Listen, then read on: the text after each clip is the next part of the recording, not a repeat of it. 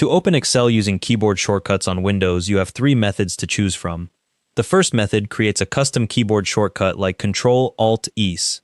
Press the Windows key, find Excel in your programs list, then left-click and drag it onto your desktop to create a shortcut.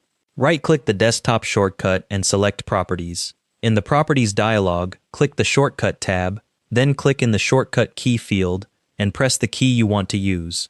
If you press E, Windows automatically creates Ctrl-Alt-Ease. Click Apply, then OK. The Shortcut key field will now display your combination. Test it by pressing your key combination from anywhere in Windows. Excel should launch immediately. If you want something faster, the next method uses your taskbar. First, pin Excel to your taskbar if it's not already there. Open the Start menu, find Excel, right-click it, and select Pin to Taskbar.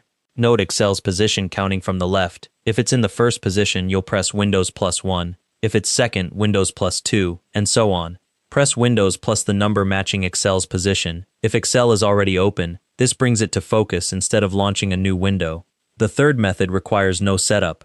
Press the Windows key to open the Start menu, type Excel, then press Enter when it appears in the search results.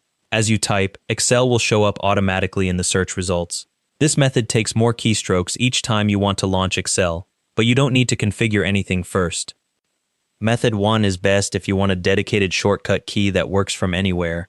Method 2 is fastest if your taskbar layout stays consistent. Method 3 is ideal if you prefer not to set anything up in advance. Pick whichever method fits your workflow best.